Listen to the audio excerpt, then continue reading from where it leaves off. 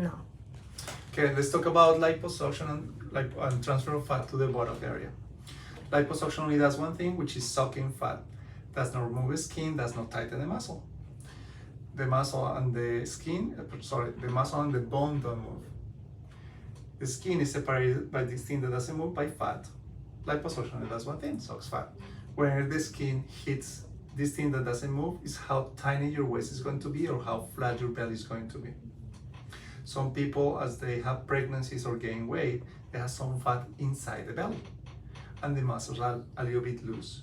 So when I remove the fat that is on top of that muscle, you might not be perfectly flat, but a little bit bulgy because of that intra-abdominal fat or laxity of the muscle. So dieting and muscle exercise. I don't think it's your case, but it's a possibility, okay? We need to do between 20 to 30 massages to help that skin to attach to the upper layer, because when we do liposuction, the skin separates a little bit. So we're going to do 3 things: the massages, super important, the compression garment or faja, and the last thing is a drain that is going to be removing the fluid constantly, because if there is any water between the tissues, this is not going to stick. So it's very important that it comes out of the body. Usually it lasts between 1 to 2 weeks. Very important. Then the next thing comes with the transfer of fat to the buttock area. So 50 to 70% of the fat survives, not all of it survives. However, skinny women have a curse when it comes to transfer of fat to the bottom. They're skinny because they don't tolerate or they don't hold too much the fat. So obviously you are taking fat and putting in your butt, that fat is not going to survive the same as if you were somebody who has tendency to collect more fat. So sometimes skinny women come through those doors 2 or 3 weeks later sewing because, oh, my fat went away. However, there's good news. The good news are, despite of you losing that fat, the fat remembers where it comes from. So where do you gain weight when you gain weight? In your belly and your back, which is where we're going to be getting that fat from. And we're going to take that fat and put it in those hip dips, which is what usually people complain about. One problem is that in the hip dips, you don't have much fat.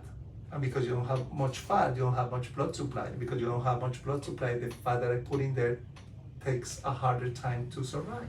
Mm-hmm. But we know that in the future, you're going to gain more weight because the fat remembers where it comes from. So in the future, if you stop doing exercise, or you have the menopause, or you start eating ice cream, or your boyfriend or husband leaves you for a younger woman, and you start gaining too much weight, then you're going to gain too much weight in your butt area. So you have to keep in mind that in the future, you might have a huge butt if you don't control your weight gain. Mm-hmm. Yeah. Very good. Now, there are some fibers, especially in the hip dips, there are some fibers that go between the muscle and the skin. Imagine that the fiber is like my arm. So my mission is to take that fat and put it in those areas of indent to get that roundness that we're looking for.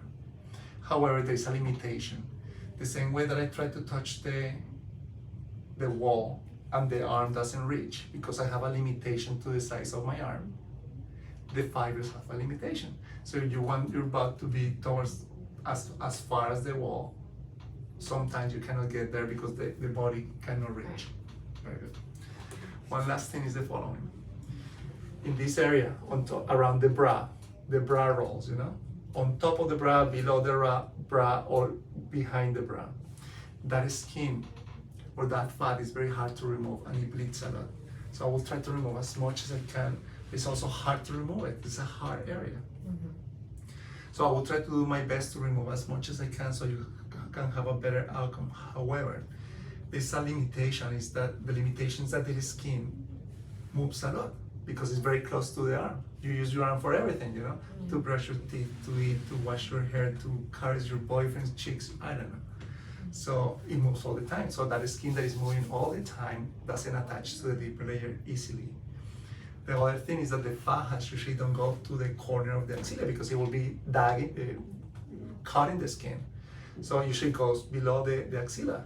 So there's pressure at that level, but the skin on top of it kind of overflows. Mm-hmm. So a lot of massages, a lot of compression, sometimes putting those fajas for the arms helps compress a little bit more in that area. Mm-hmm. Questions?